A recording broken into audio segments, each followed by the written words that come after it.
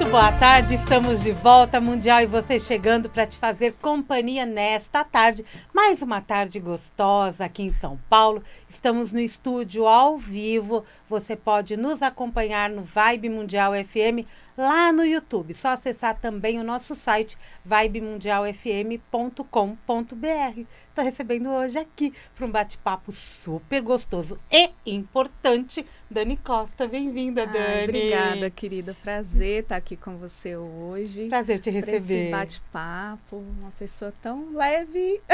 Como você. A gente já teve uma conexão rápida, até no momento de decidir sobre a entrevista, verdade, né? Foi muito verdade, bom. Verdade. Daniele Costa. Isso, É Daniele, né? isso. Daniele Costa, ela é mentora, terapeuta sistêmica, palestrante e escritora. É autora do livro Você é o Caminho e é fundadora da Plataforma da Vida, que é um serviço de saúde mental. Ela tem um extenso trabalho com mulheres também pelo Brasil. Brasilinas. Brasilinas. É. Se der tempo a gente fala, senão ela volta para falar. Hoje nós Certo. vamos falar de culpa. Isso. Quem nunca, né? Quem nunca? Quem nunca sentiu culpa? Ó, o livro dela é este aqui, ó. Eu falei que ela é autora do livro Você é o Caminho. O livro tá aqui, está à venda na Amazon, à disposição. Eu vou falar um pouquinho mais desse livro depois, porque afinal de contas, você é o caminho. Exatamente. Esse é o recado, Esse é né? o chamado. A gente se olhar cada vez mais. Essa conexão com a gente mesmo, para a gente saber quais são os nossos valores, o que é importante para a gente, quais são os nossos valores inegociáveis, quais são aqueles que a gente carrega que são muito morais e a gente de alguma forma foi comprando ali da família, da sociedade e que não faz sentido tá na nossa vida, porque já não faz sentido para esse ser que está fazendo escolhas diferentes, que está tocando a vida de uma forma diferente. E cada um, né, tem as suas escolhas aqui, cada um tem o seu caminhar, tem o seu processo de caminhar. E a gente muda. Muda o tempo inteiro. A gente evolui. Exatamente. O que servia ontem, hoje já não está tão legal. Você quer mudar. E a gente tem direito a isso, né? E é importante isso. É importante a mudança, o mudar. Mesmo que a gente entenda... Porque muitas vezes a gente entra no lugar do julgamento com relação à mudança, porque a gente sempre acha que vai ser algo ruim. E aí, esse algo ruim, na verdade, nem vem da gente. Vem de fora, porque a gente está comprando o que vem de fora, esse olhar do outro. E aí, às vezes, a gente está fazendo uma mudança que tem muito mais a ver com o que a gente deseja co-criar na nossa vida, né? Só que, às vezes, isso não vem para o consciente. A gente vai fazendo, às vezes, o nosso inconsciente vai tocando um comando ali, né? Com base também em algumas definições a respeito da gente, com base nas experiências de vida. E aí a gente, às vezes, trava, né? Com relação à mudança, justamente por conta disso. E porque também, dependendo de como eu vivo, aonde eu estou inserida, eu posso também sentir culpa. Pode, com certeza. Não é? Sem E dúvida. de onde que vem a culpa? Quando eu falo em culpa, a gente imagina a culpa em várias formas. Sim. Acho que o ouvinte ele já captou do lado dele, na vivência dele, onde que ele pode sentir a culpa. De onde que ela vem a culpa? Qual que é o mecanismo que funciona por trás dela? Na verdade, a culpa ela é um auto-julgamento. Então, ela é um gatilho, né? Então, é um sentimento que surge. Primeiro vem uma tristeza. Normalmente é assim, a gente sente culpa em cima de alguma escolha que nós fizemos. Seja ela consciente ou inconsciente. Quando a gente fala consciente eu fiz a escolha, tenho consciência do cenário e tenho também consciência dos prejuízos e dos ganhos que eu posso ter. Se caso eu faço uma escolha e vem com prejuízo, aquela culpa vem e fala assim, eu sabia que isso ia dar errado. Só que isso já é um gatilho de auto-julgamento. Por quê? Se algo não deu certo, eu sempre posso mudar. Eu sempre posso escolher diferente. Se eu fico preso na culpa, eu vou para o lugar de vítima. E a vítima é uma forma de paralisar a gente. É uma forma da gente não expandir o nosso olhar além. Então a culpa paralisa. Paralisa. Em vez de eu olhar assim, o que mais é possível aqui? O que eu posso escolher diferente nessa situação? Em vez de eu ficar preso na culpa, qual é a outra reação que eu posso ter aqui? Qual é o outro movimento que eu posso ter aqui? Então, esse olhar, essa autoconsciência, né, essa autoanálise, ela é muito importante para tirar desse processo da culpa. Porque se eu fico na culpa, eu também, além de eu entrar no autojulgamento, eu vou contrair a minha realidade. O que eu faço normalmente? Eu fico presa, essa contração me coloca numa gaiola. E aí eu não consigo ver possibilidades. E a culpa, ela vai aumentando. Exatamente. Porque se eu tenho escolhas a serem feitas, eu estou sempre escolhendo aquilo que vai me dar culpa. Exatamente. Então, você vai num processo inconsciente, sempre ativando o mesmo gatilho, muitas vezes. Então, o que é importante? É se conhecer, perceber por que essa culpa está surgindo ali, o que ela está querendo dizer e comunicar a você, e o que diferente você pode escolher. Tá. Sair do julgamento, baixa barreiras, né? Sair do julgamento e eu posso escolher diferente? Posso, eu sempre posso. E sair do olhar externo. A gente sempre está preocupado, mas e o outro? O que ele vai achar disso? O que minha mãe vai achar? O que meu marido vai achar? Isso é a sociedade que meu impôs na filho gente, vai né? achar? Exatamente. O que a minha família vai achar? O que as pessoas do trabalho vão achar? E aí você fica preocupado com o quê? Com fora. E você? Se eu estou preocupado com quem está fora, eu estou me excluindo da minha própria realidade. E não estou me incluindo. Então, a culpa também é uma forma de você se excluir e não incluir. Né? E tá tudo errado. Exatamente. É aí que entra a terapia sistêmica? É aí Que aí você reorganiza isso nessa Exatamente. pessoa. A gente vai olhar, né, onde que está surgindo essa culpa, se ela apareceu só naquele momento, ou se é algo que é recorrente, se é em cima de alguma definição, de alguma crença, de algum valor para aquela pessoa, ou de alguma experiência negativa que ela teve, e que isso acabou gerando gatilhos para que ela gerasse novamente esse mesmo sentimento. Então, a gente vai observar tudo isso, né, e perceber como que ela pode escolher diferente. A gente vai, muitas vezes, tem que reprogramar essas crenças, né? A gente tem que olhar para isso e fazer diferente. E trazer um novo olhar para essa pessoa também. Às vezes eu falo que a gente tem um olhar errado com relação a gente mesmo. A falta de conhecimento, de não se conhecer, faz com que a gente faça escolhas ou tome decisões, muitas vezes, que vão contra a gente, né? Contra os nossos valores. A gente passa a não ser gentil com a gente mesmo. E tudo tem que começar da gente, né, Dani? Exatamente. Começo de mim para eu irradiar para fora. Isso. Eu cuido de mim para eu cuidar do outro. É isso. Se eu quero que as pessoas me tratem com gentileza, eu tenho que ser gentil comigo mesmo primeiro. Se eu não sei nem o que é ser gentil, como é que eu vou saber se o outro está me tratando com gentileza ou não? Sim. Eu falo muito que a gente normaliza o relacionamento tóxico. Porque muitas vezes a gente não sabe mais o que não é estar no relacionamento tóxico. A gente não sabe mais, muitas vezes, o que não se auto-julgar. Então, muitas vezes a gente está naquela voz crítica, né? É como se tivesse o anjinho e o diabinho. O anjinho que está te trazendo emoções positivas, que está trazendo ali, né, definições positivas a respeito de você. E o diabinho que está lá falando no auto-julgamento, está te julgando, está te colocando para baixo, está te invalidando. Então, você fica escutando essas vozes para qual? Qual que eu vou, né, escutar agora? Dependendo de como eu estou, eu vou olhar para o negativo. Exatamente. Eu vou ficar no auto-julgamento. Porque o outro, se eu olhar para o positivo, eu vou sentir culpa, porque eu estou deixando alguma coisa de lado. É isso. E muitas vezes a culpa também vem de um romper. Por isso que é importante olhar para ela. Eu estou sentindo culpa porque eu estou rompendo algo que era um valor, era uma tradição na minha família. Sim.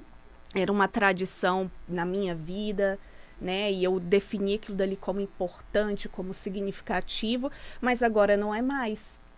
Então, deixou de ser, eu estou percorrendo um novo caminho, mas muitas vezes vem a culpa por estar escolhendo diferente das outras pessoas. Mas sentiu a culpa, depois vai passar. Vai, porque muitas vezes é necessário esse rompimento até para gerar uma prosperidade, para gerar uma perpetuação daquela geração ali. Às vezes novos caminhos são necessários para a mudança acontecer e aquelas pessoas escolherem diferente também. Eu sempre falo, às vezes quando a gente escolhe caminhos diferentes, a gente está permitindo que outros também façam novas escolhas. Então não é se julgar, é perceber só, isso que eu estou criando aqui está fazendo sentido para mim? Está expandindo a minha realidade? Está criando mais na minha vida?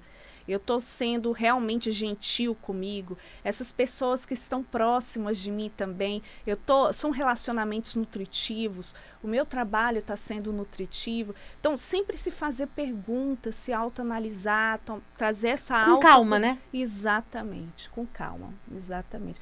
Eu falo que sabe aquele olhar, você está no cinema? Olhar para a sua vida como uma tela de cinema e você está sentado na cadeira como observador. Observa. Perfeito. Às vezes não é julgar nada, apenas observe. O que você está feliz? Isso. Tem alguma coisa fora do lugar? Está desajustado? Como que eu posso organizar isso? Exato. Isso está me deixando infeliz? Eu acho que são perguntas que a gente não faz no dia a dia. Não. Se não tiver um terapeuta do lado cutucando. Com certeza. A gente não para, até porque a rotina é o piloto automático. Mulheres acabam fazendo isso mais que homens, né? Muito, muito. E mulheres te procuram mais com questões da vida que você acaba diagnosticando também elementos de culpa? Sim, eu recebo muitas mulheres, principalmente por conta dos vários papéis, né, que elas exercem, então, que a gente exerce. E muitas vezes são papéis que ou a gente se coloca por uma decisão social, né, ou a gente vai sendo atropelada ali pela rotina e quando vê já está no meio, né, com várias coisas acontecendo e não dá conta de tudo, porque quer abraçar o mundo. E aí esse mundo se torna pesado, né, e a gente mesmo se torna o próprio opressor. A gente faz isso com a gente mesmo. Então é hora de parar, de observar, ver o que de fato a gente mantém e o que não mantém a gente tira fora. É isso aí. Né? Nossa, porque não é legal sofrer, né? Não. E a gente acaba levando o sofrimento sem notar que aquilo está fazendo mal para a pessoa. Exatamente. E somatiza, vira doenças. Total. Chega Nossa. no limite, né? No limite. Que loucura, né? Tinha até uma pergunta aqui que eu falava da sociedade, né? Eu me sinto culpada porque eu me sinto culpada simplesmente ou porque a sociedade vai impondo? Porque a gente vem desde a escola recebendo informações e a gente desde criança se sente culpada. Ou de não emprestar o lápis para colega, não é?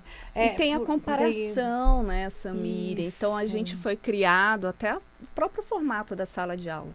Todo mundo um do ladinho do outro, para não ter muita diferença, né? Então, as nossas diferenças a gente observava na interação ali do dia a dia. Mas, no geral, o formato da escola não foi criado para a gente observar essas diferenças, né? Inicialmente. Então, o que acontece? A gente acaba se comparando muito. E com as redes sociais, isso é mais forte ainda. Porque a gente se compara profissionalmente com fulano, ciclano, ou vai olhar para a vida e acha que o jardim do outro é mais bonito. E, na verdade, a rede social é tudo floreado, né? Muitas coisas estão ali que é para o belo, né? A vista humana, a gente gosta de ver o belo. A gente, no geral, não gosta de ver coisas ruins, nem ler coisas, né, que são negativas. Exatamente. A gente gosta de ver o bonito. E todo mundo coloca e se expõe dessa forma, assim. E não necessariamente quer dizer que é uma verdade. Mas, no geral, a gente se compara. E aí, essa comparação, muitas vezes, pode entrar nesse sentimento de culpa, né? De achar que o outro, poxa, eu podia ter feito essa escolha aqui, né? Eu podia ter feito dessa forma ali. O outro escolheu assim e está se dando super bem. E eu tô aqui. Então, assim, essa comparação também, ela é prejudicial para a nossa saúde emocional, né? Então, a gente tem que saber, por isso que eu falo, eu sempre uso essa palavra, eu estou sendo gentil comigo, né? Até saber o limite das coisas, qual é o meu limite, até onde é saudável para mim. Porque tem a vítima também, né? Exatamente. E quando eu estou me vitimizando, eu não estou sendo gentil comigo também. Não. Eu estou ampliando o meu sofrimento. Total. A vítima, na verdade, vai para esse lugar de menos-valia, né? De que não dá conta, de que não é capaz, de que tudo acontece com ele. né? Então, é olhar, sair desse... Por que eu estou me colocando como vítima? Qual é o benefício de eu estar me colocando como vítima, que me colocar neste papel? E como sair deste papel? Porque eu não sou uma vítima, eu sou um agente de manifestação da minha vida. Então, se eu estou manifestando isso, inclusive esse papel de vítima, o que está por trás disso? E qual o benefício de me manter aí? Porque a vítima paralisa também. Totalmente, né? Então, é importante. Por isso que eu sempre falo, o autoconhecimento, ele é um caminho lindo, belíssimo, Com certeza. sagrado, é um caminho assim, né? O livro Você é o Caminho fala muito disso. A minha transformação veio pelo autoconhecimento e a partir disso foi que eu encontrei uma nova profissão. Mas, assim, é um processo, é uma escolha individual. E você podia escolher sofrer. Exatamente. Ou se curar. Exatamente. Você teve burnout. Tive burnout. Você teve burnout. Posso dizer também que o burnout, além do excesso de trabalho, ele também traz sentimentos como culpa, eles beneficiam culpa ou vitimismo, como a gente estava falando, ou outros, eles possibilitam também que esse burnout venha à tona? Tem culpa, tem raiva, Raiva. né? Tem sentimento de tristeza. Então, são muitas emoções misturadas. Tem a vítima também, né? Mas é a hora que, quando eu tive o burnout, a primeira coisa que eu fiz foi, eu não vou me colocar nesse lugar de vítima. O que é diferente? Exatamente. O que eu posso escolher diferente aqui? Porque eu estava vindo de uma relação de opressão dentro do trabalho, né? Então, eu estava num cargo de liderança, com uma responsabilidade alta, com um trabalho que exigia muito de mim. Eu gostava muito, né, do que eu fazia. Mas eu tinha uma dificuldade muito grande de dizer não. Por quê? Porque eu queria agradar. E, no geral, nós mulheres, às vezes, para nos mantermos em cargos, né, de gestão, em cargos de poder, a gente tem aquele lugar, muitas vezes, de não dizer não, de aceitar tudo. Se calar mesmo? De se calar, com medo, às vezes, até, né? De ser retaliada ou de não estar agradando e perder a função ou perder o lugar. E, então, assim, eu dizia sim para tudo. Foi quando eu fui observar, por que eu estou dizendo sim para tudo? O que está por trás disso também? Né? Qual é esse medo que está aqui? Está me assombrando, né? E por que eu estou criando esse burnout também? O que está me levando a criar isso? Então, foram perguntas que eu fui fazendo para mim mesma para eu sair desse lugar de vítima. Quando eu comecei a virar algumas chavinhas, é incrível, assim, a nossa vida começa a mudar, porque eu comecei a fazer escolhas mais saudáveis. Então, assim, eu já meditava, intensifiquei a meditação, comecei a fazer mais atividades físicas, comecei a me alimentar melhor e mudei o meu lugar de trabalho. Eu não tive medo de fazer uma mudança, porque eu olhei ali e falei assim, esse ambiente é tóxico para mim. Eu não estou sendo gentil em me manter nesse espaço. Qual é a outra possibilidade que eu tenho dentro da empresa? E fiz a mudança. Quando eu fiz a mudança, eu fui para um lugar que para mim foi muito melhor. Eu ganhei qualidade de vida, eu ganhei relacionamento, eram uns relacionamentos nutritivos. Então, eu sempre falo assim, né? Tem um texto até que eu escrevi recentemente, que eu falo assim, se você está num lugar que invalida você, esse lugar não é para você. Ele não é seu. Né? Então, você precisa estar atento a isso, porque muitas vezes a gente se submete por questões de medo, de sobrevivência. E estar na sobrevivência, você não está numa conexão maior com a fonte. Porque a fonte, ela te coloca na plenitude. Ela te coloca no disponível. Tudo está disponível. Na prosperidade. Então, se você está na sobrevivência, você está desconectado daquilo que você é. É verdade, né? Então, assim, a gente não está conectado com a fonte. Onde você tá, né? Você aí do outro lado. Aonde você tá? O que você quer pra você? É isso. Né? Tá feliz? Tá feliz, tá ótimo. Não é? Se tem alguma coisa incomodando, vamos analisar, né? Exatamente. E não ter medo. E não ter medo, porque você é o caminho. E esse livro foi como é que eu vou te falar? Foi um pouco de autobiografia? Foram palavras que você gostaria de colocar para as pessoas, para elas também começarem a se autoconhecer ou continuar se autoconhecendo sem medo de ser feliz? Foi bem isso, assim. Eu comecei, na verdade, quando eu iniciei, né, esse processo de busca interior, eu fui escrevendo algumas reflexões, né, que iam vindo para mim nesse processo. E também vieram ferramentas, né, porque eu estudei, fiz cursos muito na área de desenvolvimento humano, terapias. Então, nesse livro tem esse guarda-chuva aí de conteúdos, né, que são reflexões, que também são ferramentas para levar a gente a se autoconhecer, né? É algo bem prático, numa linguagem simples, é como se estivesse num bate-papo. Tem um pouco de autobiografia, sim, né? Eu falo um pouco da minha trajetória dentro dessa busca interior, essa busca da Dani, que tinha se perdido nesse piloto automático da vida, né? Porque, querendo ou não, eu falo que a gente nasce, cresce e morre, né? Mais ou menos isso. Mais ou menos isso. E o que você faz no meio do caminho? Exatamente. Então, esse meio do caminho é quando a gente encontra, muitas vezes, as situações que são adversas, né? Sim. E é a hora que a gente fala, como é que eu vou lidar com isso? Ou a gente lida de uma forma positiva, entende que é possível a gente fazer escolhas diferentes, ou a gente abraça e fica ali naquela situação e vai empurrando com a barriga. Eu não acho que esse é o melhor caminho, não, né? Não é. E aqui só o capítulo de escolhas, aqui tem umas 30 páginas. Isso mesmo. Né? E te leva a uma conexão com você mesma, né? É isso. Eu acho que isso é interessante para o leitor.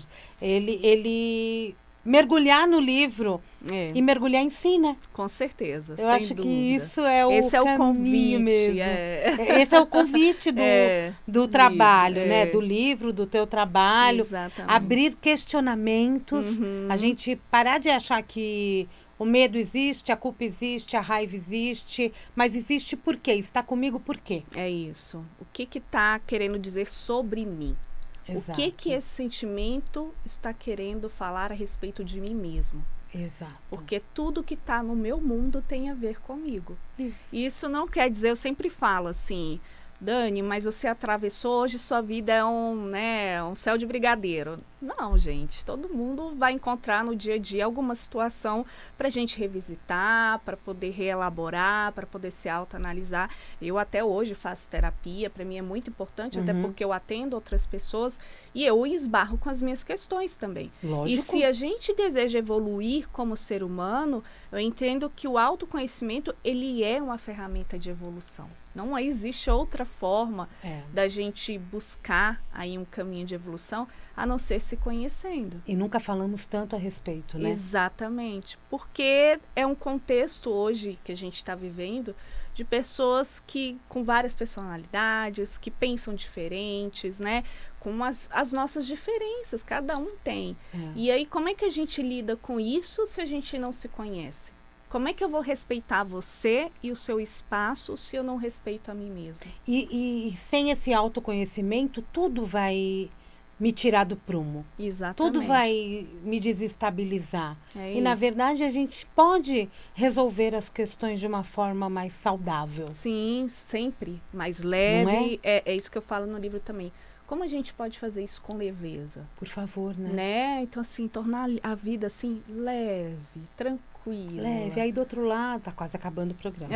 Aí do outro lado, sempre tem alguém falando, mas a vida que eu levo, de repente um relacionamento tóxico, situações que não conseguem mudar da noite pro dia. Sim. Mas ela pode dar o primeiro passo, Exatamente. né? Às vezes são passinhos de formiga que eu falo.